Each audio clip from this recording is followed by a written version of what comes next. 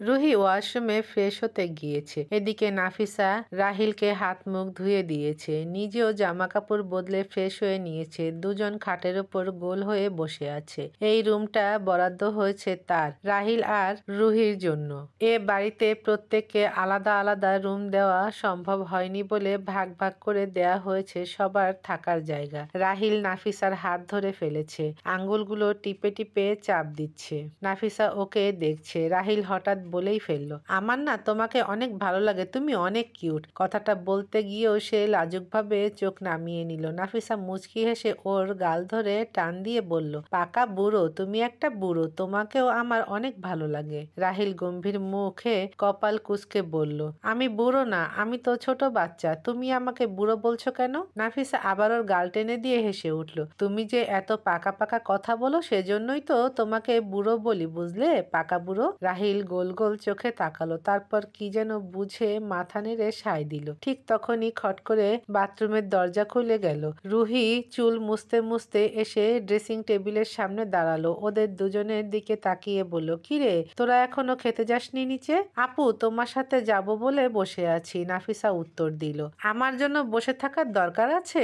দুইজন আগে খেয়ে নিলেই পারিস। কথাটা বলেই রুহি মাথা মুছতে মুছতে টাওয়ালটা একপাশে রাখলো, তারপর বলল, চল। তিনজন একসাথে নিচে নামলো। নিচে এসে দেখা গেল সবাই প্রায় খেতে বসে গেছে, কেউ খাচ্ছে, কেউ এখনো গল্প করছে। শারমিন আক্তার মিষ্টিকে খাইয়ে দিচ্ছে। রুশনা পাশে টেবিলে বসে একটা একটা ঢাকনা তুলে রান্না দেখছে আর মাঝে মাঝে এটা ওটা খাবার তুলে নিজের মুখে পুড়ছে। মিষ্টির দিকে একবারও তাকাচ্ছে না, যেন বাবার বাড়িতে ফিরে সে আবার ছোট্ট হয়ে গেছে। রাইমা মুখ কালো করে খাচ্ছে। রিশা আর জারিন এখনো খাওয়া শুরু করেনি, গল্পে ব্যস্ত। রিদওয়ান আর আবির আড্ডায় মশগুল। করিম খান আর হাসান খান দুই ভাই এখনো খাওয়া শুরু করেনি। প্রিয় ভাগ্নে সাইমান না আসা পর্যন্ত নাকি খাওয়া শুরু করবে না। রায়ান বসে থেকে সবার সাথে গল্প করছে। মাহফুজা বেগম সাইফানকে খাইয়ে দিচ্ছে আর ও এমন ভঙ্গিতে যেন শুয়ে শুয়েই খেতে পারলে সবচেয়ে স্বস্তি পেত।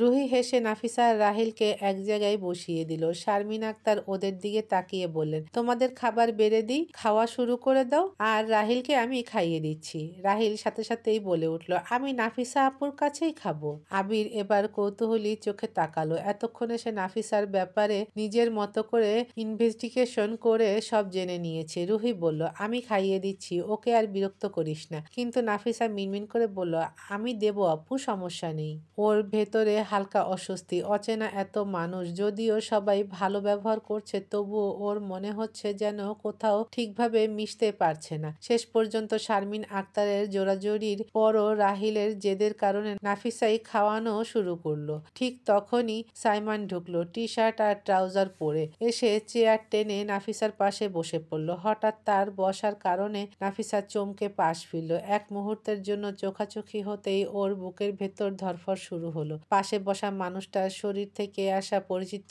তীব্র গন্ধ নাকে আসতেই তার মনে অদ্ভুত ভালো লাগা জেগে উঠল। কিন্তু সে নিজেকে সামলে নিয়ে দ্রুত রাহিলকে খাওয়ানোতে মন দিল। সাইমান বসতেই করিম খান নিজের হাতে ওর প্লেটে খাবার বেড়ে দিলেন। মামু, আমি নিজেই নেব, তুমি বসো। করিম খান হেসে বললেন। সাইমান করিম খান আর হাসান খানের প্লেটেও খাবার বেড়ে দিল, তারপর নিজেরটা নিয়ে বসে খাওয়া শুরু করলো। ধীরে ধীরে সবাই খাওয়া শুরু করলো। খাওয়া প্রায় শেষ, সবাই উঠে গেছে, শুধু শারমিন আক্তার আর মাহফুজা বেগম সবার শেষে বসলেন। নাফিসা রাহিলকে খাওয়াতে গিয়ে নিজের খাওয়া দেরি করে ফেলেছে। শারমিন আক্তার নাফিসার প্লেটের দিকে তাকিয়ে দেখে তরকারি নেই, কোনো রকম ঝোল দিয়ে হাত নেড়ে নেড়ে খাচ্ছে। হেসে ওর প্লেটে একটা চিংড়ি মাছ তুলে দিয়ে বললেন, তুমি তো কিছু নিলে না, নিজের বাড়ি মনে করে থেকো, বুঝেছো? নাফিসা প্রথমে একটু চমকে গেল, মাথা নেড়ে সম্মতি দিল। মাহফুজা বেগম কিছুক্ষণ ওর দিকে তাকিয়ে রইলেন। রুশনার কাছ থেকে আগেই শুনেছেন নাফিসার গল্প, তার ভেতরটা হালকা খারাপ লাগায় ভরে গিয়েছিল। তুমি কোন ক্লাসে পড়ো? ভদ্রমহিলা নাফিসার দিকে তাকিয়ে জিজ্ঞেস করলো। ক্লাস 8-এ। আস্তে উত্তর দিল নাফিসা। তুমি তো অনেক ছোট, তোমার কিছু লাগলে আমাকে বলবে, আমাকে মামি বলে ডাকবে, আমি বড় মামি। আর ও শারমিন আক্তারের দিকে ইশারা করলেন। ও হচ্ছে ছোট মামি। আচ্ছা। নাফিসা ছোট্ট সাই জানালো। খাওয়া শেষে নাফিসা উঠে আশেপাশে তাকালো। রান্নাঘরে শারমিন আক্তার আর মাহফুজা বেগমও একজন গৃহকর্মী কাজ করছে। কাউকে দেখতে পেল না, সবাই উপরের রুমে গেছে। হঠাৎ কণ্ঠ শুনে পাশে তাকাতেই সেই ছেলেটাকে দেখলো। আমি আবির, সাইমান ভাইয়ার ছোট মামার ছেলে। তুমি নাফিসা তাই না? পরে আরো ভালো করে পরিচয় হব। এখন চলো তোমাকে সবার কাছে নিয়ে যাই। এক নিঃশ্বাসে এতগুলো কথা বলে ফেললো আবির। নাফিসা হা হয়ে গেল। মনে মনে ভাবলো, এদের ভাই বোনদের কি কোনো রোগ আছে নাকি? কথা শুরু করলে আর থামে না, একদম ওর মামার বাইকের মতো। ওর মামার বাইক স্টার্ট নেয় না, কিন্তু একবার স্টার্ট দিলে আর থামে না। সাইমান বাদে প্রায় সবাই একই রকম। মনের ভেতর কথাগুলো বলতে বলতেই আবিরের পেছন পেছন সিঁড়ি দিয়ে উঠতে লাগলো নাফিসা। উপরে উঠে দেখলো সাইমান মামাদের সাথে বসে গল্প করছে। এক পলক তাকাতেই হঠাৎ চোখাচোখি হলো, দুজনেই থমকে গেল। ঠিক তখনই আবির ঘুরে দেখলো নাফিসা দাঁড়িয়ে আছে। হঠাৎ হাত ধরে টেনে নিয়ে যেতে লাগলো। এমন করে দাঁড়িয়ে গেলে কেন? এইদিকে সবাই বসে আছে। চমকে গিয়ে নাফিসা নিজের হাতে তাকালো। অচেনা ছেলের এভাবে হাত ধরা তার ভিতরে অস্বস্তি তৈরি করলো। সাইমানের দৃষ্টি এবার গিয়ে পড়লো আবিরের হাতে ধরা নাফিসার হাতের দিকে। মুহূর্তে তার চেহারার রং পাল্টে গেল। দাঁত চেপে ডাকলো, আবির। আবির চমকে হাত ছেড়ে দিয়ে বলল, জি ভাইয়া, কিছু বলবা? পাশ থেকে করিম খান আর হাসান খানও তাকালেন। সাইমান, কিছু লাগবে? সাইমান নিজেকে সংযত করলো। ভেতরে তীব্র রাগ জমে উঠলেও কঠিনভাবে বলল, আমার জন্য এক গ্লাস পানি নিয়ে আয়। আবির হতাশ মুখে বলল, আচ্ছা ভাইয়া, দিচ্ছি। আগে নাফিসাকে দিয়ে আসি। না, আগে পানি নিয়ে আয়, দাঁত চেপে বলল সাইমান। হাসান খান তাড়াতাড়ি বললেন, যা, আবির বড় ভাইয়া পানি খেতে চাইছে, পরে নাফিসাকে দিয়ে আসিস। কিছুটা ভেবাচাকা খেয়ে আবির নিচে চলে গেল। যাওয়ার আগে ইশারায় নাফিসাকে রুমের দিকটা দেখিয়ে দিল। সবকিছু সাইমনের চোখ এড়ালো না। তুচ্ছ ব্যাপার হলেও তার রাগ হচ্ছে। কেন জানি নাফিসার বিষয়ে তার ভেতরে কোনো কিছুই সহ্য হচ্ছে না। নাফিসা স্তম্ভিত। এইটুকুর ভেতর কি হলো সে কিছুই বুঝতে পারল না। তারপর চুপচাপ মাথা নিচু করে রুমের দিকে হাঁটা দিল। সাইমান ওর দিকে এক দৃষ্টিতে তাকিয়ে রইল। তারপর হঠাৎ উঠে দাঁড়ালো। মামু, আমি রুমে যাচ্ছি, অনেক টায়ার্ড লাগছে, একটু রেস্ট নেই। করিম খান স্নেহ ভরে বললেন, আচ্ছা যা আব্বু, পরে আবার গল্প হবে। সাইমান চুপচাপ নিজের রুমে চলে গেল। আর করিম খান আর হাসান খান আবার আড্ডায় মেতে উঠলেন। নাফিসা আবিরের দেখিয়ে দেওয়া রুমে ঢুকতেই ভেতরে এক প্রাণোচ্ছল পরিবেশ চোখে পড়ল। সবাই একসাথে বসে আড্ডা দিচ্ছে। সাইফান শুয়ে শুয়ে চিপস খাচ্ছে আর রিদওয়ান ওর পা টিপে দিচ্ছে। বাকি সবাই নিজেদের মতো গল্প করতে ব্যস্ত। ছোট মিষ্টি খিলখিল করে হেসে ছুটে এলো নাফিসার দিকে। থালামণি, থালামণি বলতে বলতে তার ছোট্ট হাত দিয়ে নাফিসার পা জড়িয়ে ধরল। নাফিসা হেসে উঠল। স্নেহ ভরে বুকে টেনে নিল মিষ্টিকে। ছোট্ট মিষ্টির গাল লাল হয়ে উঠেছে খুশিতে। সরি রে নাফু, পাশে বসা রুশনা মুখ কুঁচকে বলল, তোকে একা রেখে আমরা চলে আসলাম। খাচ্ছিলিস বলে একেবারেই মাথায় ছিল না তোকে নিয়ে আসবো। আবিরকে পাঠালাম তোকে আনতে, হারামজাদাটা আবার কোথায় গেল কে জানে। নাফিসা হালকা হেসে উত্তর দিল, আবির ভাইয়াই আমাকে এখানে দিয়ে গেল। ও তাই নাকি? রুশনা শান্ত হলো, কিন্তু সবার মধ্যে একটা অস্বস্তি টের পেল নাফিসা। রুমের এক কোণে বসা রাইমা ওর দিকে ভুরু কুঁচকে তাকিয়েছিল। নাফিসার ঢোকা মাত্রই রাইমা বিরক্ত মুখে উঠে দাঁড়ালো। কোথায় যাচ্ছিস? রুহি প্রশ্ন করলো। মাথা ধরেছে, রুমে যাচ্ছি, বিরক্ত কণ্ঠে উত্তর দিল রাইমা। যাওয়ার পথে নাফিসার সাথে ধাক্কা লাগলো সে। হঠাৎ ধাক্কা লাগায় প্রায় পড়ে যাচ্ছিল নাফিসা, তবুও মিষ্টিকে দুহাতে আঁকড়ে ধরে নিজেকে সামলে নিল কোনো রকমে। সরি, আমি দেখিনি, ভুল হয়ে গেছে, কৃত্রিম হাসি দিয়ে বলে চলে গেল রাইমা। ঘরটা কিছুক্ষণের জন্য নিস্তব্ধ হয়ে গেল। সবাই একসাথে নাফিসার দিকে তাকালো। ঠিক আছিস তো নাফু? রুশনা জিজ্ঞেস করলো।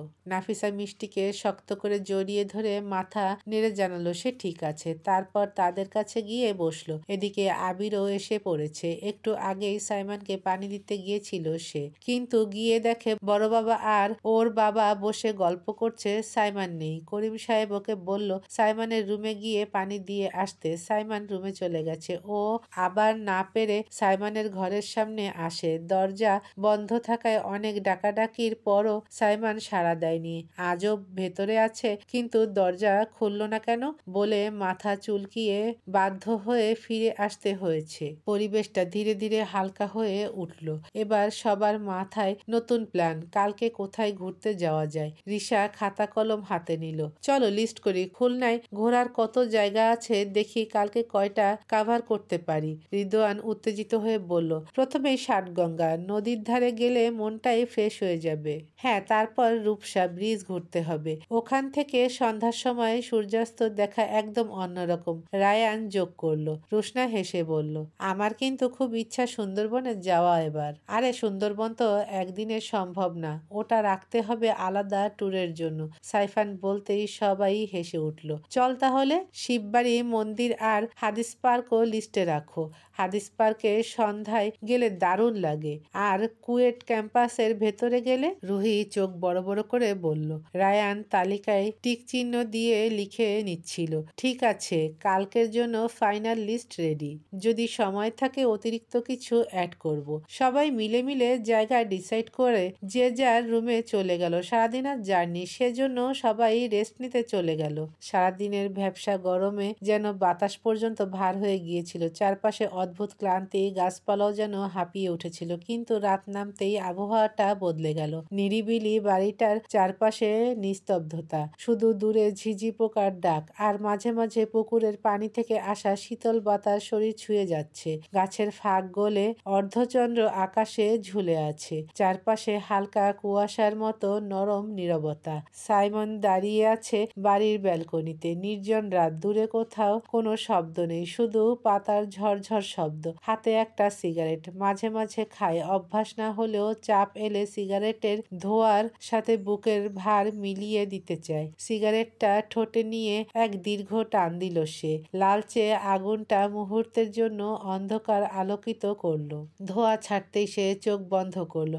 আর সঙ্গে সঙ্গেই তার সামনে ভেসে উঠল নাফিসার মুখ, শান্ত সরল মিষ্টি সেই মুখ। হঠাৎ করেই ঠোঁটের কোণে হালকা একটুখানি হাসি খেলে গেল। কিন্তু আনন্দটা বেশিক্ষণ স্থায়ী হলো না। হঠাৎ ভেসে উঠল আবিরের সেই দৃশ্য। নাফিসার হাত ধরে আছে ও। মুহূর্তেই বুকের ভেতর রাগের ঢেউ আছড়ে পড়ল। হাত মুঠো করে শক্ত করে ধরল। পরের সেকেন্ডেই ব্যালকনির লোহার রেলিংয়ে এক ঘুষি বসিয়ে দিল। ধাতব শব্দটা নীরব রাতকে কেঁপে তুলল। শ্বাস ভারী হয়ে আসছে। নিজেকে বোঝানোর চেষ্টা করলো সাইমন। রিল্যাক্স রিল্যাক্স সাইমন, এটা জাস্ট সিম্পল ম্যাটার। এত অস্থির হচ্ছিস কেন? ও তো ছোট একটা মেয়ে। ওই পিচিটাকে নিয়ে এমন ভাবছিস কেন? ওরে নিয়ে তোর ভিতরে কোনো ফিলিংস আসতে পারে না, এটা অসম্ভব। কথা বলতে বলতে বুকের ভেতরের কাঁপুনি লুকাতে পারল না সে। ঠোঁট শক্ত করে চেপে আবার বলল, ওর পুরো জীবন পড়ে আছে সামনে, ওর সাথে তোর মানায় না। ও অনেক ভালো কিছু ডিজার্ভ করে,